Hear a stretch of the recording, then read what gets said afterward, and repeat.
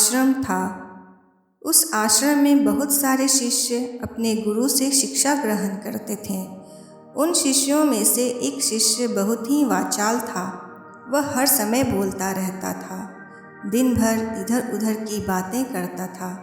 दीक्षाटन के लिए जाता तो हर घर से एक नई कहानी लेकर आता और आश्रम के दूसरे शिष्यों को सुनाता था।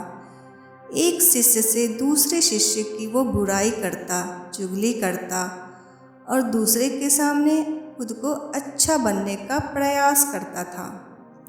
खुद के मुंह से ही खुद की तारीफ करता था और हमेशा ही खुद को गुरु के सामने सबसे बुद्धिमान और उत्तम शिष्य साबित करने का प्रयास करता था।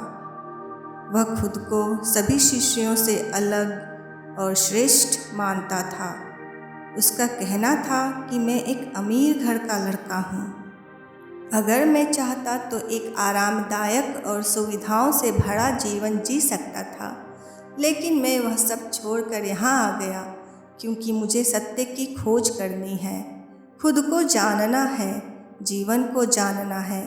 इसीलिए मेरा त्याग तुम सबसे बड़ा है। एक दिन गुरु ने आश्रम के सभी शिष्यों को बुलाकर कहा, आप सभी को अगले 1 माह के लिए कोई ना कोई संकल्प लेना है। इससे आपकी संकल्प शक्ति मजबूत होगी और आप में आत्मशक्ति का संचार होगा। आप सभी अपनी अपनी सामर्थ्य के अनुसार कोई सा भी संकल्प ले सकते हैं और 1 माह बाद आप में से जिन जिन का भी संकल्प टूटता जाए वे आकर मुझे बताएं। सभी शिष्यों ने अपनी अपनी शक्ति के अनुसार संकल्प लिए और गुरु को बताकर वहाँ से चले गए। लेकिन वो वाचाल शिष्य खुद को सबसे बेहतर दिखाना चाहता था, इसलिए वह गुरु के पास ही रुक गया और गुरु से बोला, मैं कोई छोटा मोटा संकल्प नहीं लेना चाहता, बल्कि खुद की ही भांति एक बड़ा और महान संकल्प लेना चाहता हूँ। कृपया आप ही बताएं क्या संकल्प लेना चाहिए मुझे। उस बातूनी शिष्य की यह बात सुनकर गुरु मुस्कुराए और बोले, क्या तुम मेरे द्वारा दिए गए संकल्प को पूरा कर पाओगे? क्या तुम्हारे लिए उसे पूरा करना संभव होगा? नहीं, वह तुम्हारे लिए संभव नहीं है। तुम उसे पूरा नहीं कर पाओगे, इसलिए तुम खुद ही कोई संकल्प ढूंढ लो। फिर शिष्य ने कहा, नहीं गुरुदेव, आप जो भी संकल्प मुझे देंगे मैं जरूर उसे पूरा करूँगा। तब गुरु ने कहा, ठीक है, तो तुम अगले 1 माह तक चुप रहोगे, मुँह से एक शब्द भी नहीं निकालोगे, यही तुम्हारा संकल्प है। शिष्य ने कहा, गुरुदेव, यह कोई संकल्प है? यह तो बहुत ही आसान है। 1 माह तक चुप ही तो रहना है। कोई बड़ा संकल्प दीजिए जो मेरी योग्यता के लायक हो, जिसे पूरा करने में कोई समस्या आए, कोई कठिनाई आए। गुरु ने कहा, पहले तुम इस संकल्प को पूरा करके दिखाओ। गुरु की बात शिष्य ने चुपचाप मान ली। वह चुप हो गया और कुटिया से बाहर चला गया। उसे चुप रहना बहुत आसान लग रहा था। उसने एक दिन तो जैसे तैसे चुप रहकर काट लिया, लेकिन दूसरे दिन से उसके मन में ना बोलने का बोझ बढ़ने लगा। तीसरे दिन उसे भारीपन महसूस होने लगा और चौथे दिन उसके अंदर एक अजीब सी बेचैनी होने लगी, क्योंकि आसपास आश्रम के सभी शिष्य एक दूसरे से बातें कर रहे थे। वह भी अपना पक्ष उनके सामने रखना चाहता था। वह अपनी महानता उनके सामने दिखाना चाहता था, लेकिन उसका संकल्प उसे ऐसा करने से मना कर रहा था। इसलिए वह पूरे दिन सिर्फ चेहरे और आंखें बनाता रहता। इसी तरीके से कुछ दिन और दिन बीतते गए। एक दिन ऐसा आया कि वह बीमार पड़ गया। उसका सर फटा जा रहा था। उसका खाने पीने का भी मन नहीं कर रहा था। वह बोलना चाहता था, इसलिए वह गुरु के पास गया वह उनके सामने बैठ गया। वह उन्हें लिखकर बताया, गुरुदेव, मैं बोलना चाहता हूँ। बिना बोले मुझे सांस नहीं आ रही। मेरा दम घुटा जा रहा है। मैं क्या करूँ? संकल्प तोड़ दूँ? यह पढ़कर गुरु मुस्कुराए और बोले, संकल्प तो तोड़ने के लिए ही होते हैं, लेकिन जो संकल्प को पूरा कर लेता है वह अपनी आंतरिक शक्ति को बढ़ाता है, और जो अपनी आंतरिक शक्ति को बढ़ा लेता है वह समझ और जागृति के राह पर आगे बढ़ जाता है। संकल्प का लेना और तोड़ना भी तुम्हारे ही हाथ में था। तुम्हारे बहुत से गुरु भाई अपने संकल्प को तोड़कर अपने पुराने दिनचर्या में लौट आए हैं। अगर यह तुमसे नहीं हो पा रहा है तो तुम भी संकल्प तोड़कर अपने पुराने दिनचर्या में लौट सकते हो। लेकिन याद रहे, अगर आज तुम इस छोटे से संकल्प को नहीं संभाल पा रहे हो तो आगे की पूरी जिंदगी को कैसे संभालोगे? मुझे इस बात का तुम पर संदेह है। गुरु की यह बात शिष्य के दिल को छू लिया। वह बिना कुछ बोले वहाँ से चला गया और खुद को कुटिया में बंद कर लिया। वह जरूरी काम के लिए ही कुटिया से बाहर निकलता, बाकी सारा समय वह कुटिया के अंदर ही रहता। इसी तरह 15 दिन बीत चुके थे और आश्रम के लगभग सभी शिष्यों का संकल्प अब तक टूट चुका था, लेकिन उस वाचाल शिष्य का संकल्प अभी भी जारी था। संकल्प लेने के बाद से अब तक उसने एक शब्द भी ना बोला था। सारा आश्रम हैरान था कि इतना बोलने वाला इंसान चुप कैसे हो गया। 15 दिन बीतने के बाद वह दोबारा अपने गुरु के पास गया और लिखकर बताया, हे गुरुदेव, मैं बाहर से तो चुप हूँ, लेकिन मेरे भीतर बहुत सी आवाज़ें हैं, बहुत सी चीख पुकार और शिकायतें हैं। मैं अंदर ही अंदर बात करता रहता हूँ। मेरा मन तरह तरह के प्रश्न पूछता रहता है। मैं बाहर से जितना मौन हूँ, भीतर से उतनी ही शोर शराबे से भरा हूँ। मुझे शक हो रहा है, क्या मेरा संकल्प अभी भी जारी है? गुरु ने कहा, हाँ, तुम्हारा संकल्प अभी भी जारी है, लेकिन जब तक लोगों की यह आवाज़ें तुम्हारे कानों में पड़ती रहेंगी, तुम्हारा मन बोलता रहेगा, क्योंकि इसे तो आदत है बोलने की। तुम भले ही बाहर से चुप रहो, लेकिन तुम अंदर ही अंदर बोलते रहोगे। तुम्हें इन बातों से, इन आवाज़ों से दूर जाना होगा। शिष्य यह सुनकर गुरु को प्रणाम कर वहाँ से चला जाता है और सुबह होते ही अपनी कुटिया छोड़कर जंगल की तरफ चला जाता है। कई दिन बीत जाते हैं, संकल्प का समय भी पूरा हो जाता है, लेकिन वह शिष्य लौटकर नहीं आता है। आश्रम में सभी को डर था कि कहीं जंगल के जानवरों ने उसे खा तो नहीं लिया। इस बीच उसे ढूंढने की बहुत कोशिश की गई। सभी गुरु भाइयों ने मान लिया था कि जंगली जानवरों ने उसे अपना शिकार बना लिया है, लेकिन गुरु को ऐसा नहीं लगता था। एक दिन आश्रम का एक शिष्य गुरु के पास आया और बोला, हे गुरुदेव, उस शिष्य के साथ क्या हुआ होगा? क्या जानवरों ने उसे मार दिया होगा? गुरु ने कहा, हो सकता है कि जानवरों ने उसे अपना शिकार बना लिया हो, लेकिन उसके ना लौटने की एक दूसरी वजह भी हो सकती है। शायद उसे वह मिल गया है जिसके लिए वह गया था। शिष्य ने पूछा, गुरुदेव, क्या ज़्यादा बोलना इतना हानिकारक होता है? गुरु ने कहा, इंसान के जीवन के बहुत सारे दुखों में से एक दुख यह भी है कि वह कभी चुप नहीं रह सकता है, हमेशा कुछ न कुछ बोलता ही रहता है। सिर्फ हमारे बोलने के कारण हमारे आधे से ज़्यादा दुख पैदा होते हैं। परिवार के अधिकतर झगड़ों की वजह हमारा बेमतलब का बोलना ही होता है। हम में से कोई भी चुप नहीं रह सकता। हम बस सामने वालों को सुना देना चाहते हैं। जो भी हमारे मन में है सब निकाल कर उसके मन में बैठा देना चाहते हैं। उसे समझा देना चाहते हैं कि देखो तुम गलत हो और मैं सही। आखिर यह कहाँ तक उचित है, क्योंकि दूसरा भी तो यही कह रहा है। और इस तरीके से सब एक दूसरे की गलत सलत बातों को ग्रहण करते हैं।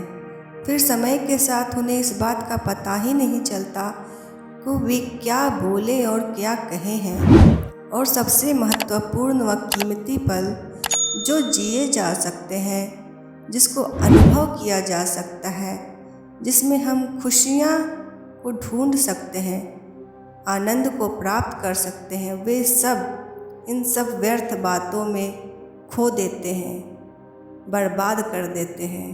इस पागलपन में हमने क्या खो दिया, इसका एहसास केवल कुछ ही लोगों को हो पाता है। बाकी लोग जैसे उन्हें अपने आने का पता नहीं है, वैसे ही उन्हें अपने जाने का भी पता नहीं चल पाता। शिष्य ने कहा, फिर इसका समाधान क्या है गुरुजी? गुरु ने कहा, पूरे जागरूकता के साथ अपने विचारों को देखना, यही एकमात्र तरीका है। सारी मानसिक समस्याओं का दोष दूर कर पूरी जागरूकता के साथ अपना काम करना जिंदगी में चमत्कारिक बदलाव ला देता है। उस वाचाल शिष्य को आश्रम छोड़कर गए हुए 3 महीने का समय बीत चुका था, लेकिन उसके कोई खबर ना थी। अब तक तो सभी गुरु भाइयों ने भी उसके वापस लौटने की उम्मीद छोड़ दी थी, लेकिन एक दिन वह आश्रम लौट आता है। उसे देखकर सभी के आश्चर्य और खुशी का ठिकाना ना रहा। लेकिन अब वह नहीं था जो यहाँ से गया था, वह कुछ और ही बनकर वापस आया था। उसके अंदर एक गजब का बदलाव महसूस किया गया था। उसके चेहरे पर एक चमत्कारिक ठहराव और आँखों में बड़ी शांति थी। आश्रम में आते ही सभी गुरु भाइयों ने उसे चारों तरफ से घेर लिया और बातें करने लग गए।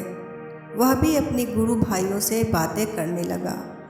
उससे बात करने वाले सभी शिष्यों ने यह अनुभव किया कि अब वह पहले जैसा उतावला और बातूनी नहीं रह गया था।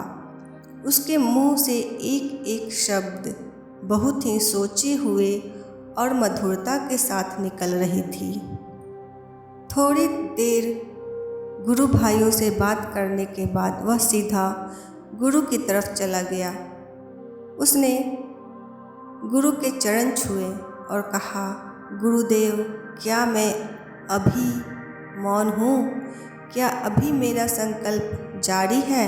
उन्होंने कुछ देर तक शिष्य की आंखों में बड़े ध्यान से देखा और कहा, हाँ, तुम अभी भी मौन हो।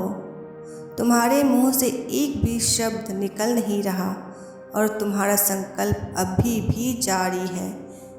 शिष्य ने कहा, गुरुदेव, जब मैं आश्रम से गया था तो मैं चुप था, लेकिन मेरे अंदर बहुत सी आवाज़ें थीं। मन में बहुत से प्रश्न थे जिसका आना अब बंद हो चुका है। जब मैं जंगल की तरफ गया था तब मुझे लगा था कि वहाँ मुझे शांति मिलेगी और मेरे मन की बकबक कम हो जाएगी, लेकिन मैं जितना एकांत में जाता गया, मेरे अंदर की आवाज़ उतनी ही तेज होती गई। मेरे भीतर की और पुरानी से पुरानी आवाज़ मुझे सुनाई देने लगी। तब जाकर मैंने महसूस किया कि मैं कितना गलत कर रहा था। जब मैं अपने परिवार वालों, दोस्तों और गुरु भाइयों को बुरा भला कहता था तो उस समय मुझे लगता था कि मैं सही कर रहा हूँ। जब मैं गुरु भाइयों की एक दूसरे से चुगली करता और उनका मजाक बनाता था, तभी मुझे यही लगता था कि मैं उनसे बेहतर हूँ और मैं यह सही कर रहा हूँ। लेकिन उस दिन मैंने पहली बार महसूस किया कि मैं कितना गलत बोलता था। काफ़ी दिनों तक यह आवाज़, यह शिकायतें मेरे अंदर चलती रहीं, लेकिन धीरे धीरे एक एक करके एक दिन यह सारी आवाज़ें मेरे अंदर से समाप्त हो गईं। अब मैं भीतर से भी मौन हो गया। उस घने जंगल में बाहर से कोई बोलने वाला नहीं था और भीतर कोई आवाज़ शेष बची नहीं थी। मैं उस दिन पहली बार मौन का सही अर्थ समझा। मेरे चारों तरफ शांति थी। हालांकि अभी भी कुछ आवाज़ें आ रही हैं जो पहले भी आती थीं, लेकिन मैं उन आवाज़ों को जान नहीं पाता था। पर अब वह सभी आवाज़ें मुझे स्पष्ट रूप से सुनाई दे रही हैं। हवा के चलने की आवाज़, पानी के बहने की आवाज़, चिड़ियों के गुनगुनाने की आवाज़, यह सभी आवाज़ मैंने पहली बार पूरे होश में सुने। अपने चारों तरफ इतनी शांति मैंने पहले कभी नहीं महसूस की थी। इस शांति को भंग करने के लिए मैंने पहली बार अपने मुंह से कोई शब्द निकाला। मैं तेज आवाज़ में बोला, हे ईश्वर, यह कैसी शांति है? सब कुछ इतना शांत क्यों है? ऐसा क्या हो गया? लेकिन मेरे शोर करने के बाद भी वह शांति भंग नहीं हुआ। वह पहले जैसा ही था। सब कुछ पहले की जितना ही शांत तथा बाहर भी और भीतर भी। हे गुरुदेव, मैंने अपने गुरु भाइयों से बात की। मैंने आपसे भी बात की। मैं बोल रहा हूँ, मैं चल रहा हूँ, मैं सब कुछ देख रहा हूँ, लेकिन मैं अपने भीतर एकदम एकांत हूँ।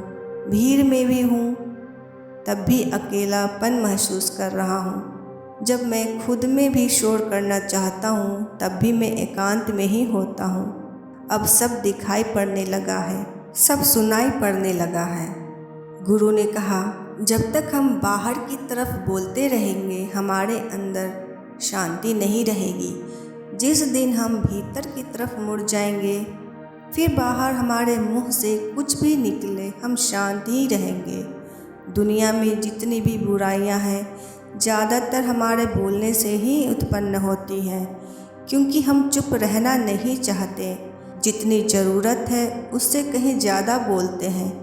हम सामने वालों को सुनना नहीं चाहते, बल्कि उसकी बोलती बंद कर देना चाहते हैं। उसे समझा देना चाहते हैं कि मैं कौन हूँ, दिखा देना चाहते हैं उसे अपनी सारी सामर्थ्य। बस यही हमारी ज़िंदगी का मकसद बनकर रह जाता है। हमारी सारी ऊर्जा व्यर्थ के बोलने में बर्बाद होती रहती है। इस तरह धरती के लोगों का जीवन दुखों से भर जाता है, जो हमेशा एक दूसरे को सुनाने में लगे रहते हैं।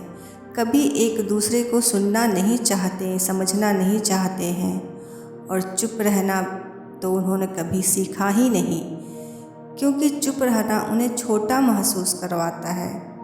दुनिया की लड़ाई का कारण हमारा बोलना ही है। इसीलिए हमें सिर्फ इतना ही बोलना चाहिए जितना ज़रूरी है, क्योंकि व्यर्थ का बोलना ऊर्जा को नष्ट करना है, और यह बोलना ही हमें कभी अपने भीतर की ओर लौटने नहीं देता, क्योंकि यह हमें बाहर की ओर खींच कर रखता है। इसलिए जितने भी आत्मज्ञानी हुए वह सभी एकांत की ओर भागे, ताकि उन्हें ज़्यादा बोलना ना पड़े, ज़्यादा सुनना ना पड़े। एकांत में रहें और शांत रहें। इससे आसानी से भीतर की यात्रा कर पाने में सक्षम हो जाएं। लेकिन अगर कोई चाहे तो इस संसार में रहकर भी एकांत में रह सकता है, शांत रह सकता है, लेकिन इसके लिए उन्हें अपनी ऊर्जा बचानी होगी, जिसे वह अब तक अपने व्यर्थ के शब्दों में बर्बाद कर दिए। हम में से अधिकतर मनुष्य आज यही काम करते हैं, व्यर्थ के बोलते हैं, बिना मतलब का बोलते हैं, अपनी ऊर्जा को बेकार में ही नष्ट करते हैं। उस ऊर्जा को, जिस ऊर्जा को हम अच्छे कामों में लगा सकते हैं। इसीलिए हमें व्यर्थ के बोलने से बचना चाहिए और अपनी ऊर्जा अच्छे कामों में लगाना चाहिए, ताकि हमारा समाज, परिवार आगे बढ़ सके। मेरी इस कहानी को सुनने के लिए आप सभी का शुक्रिया। अपना ख्याल रखिए और मुस्कुराते रहिए। धन्यवाद।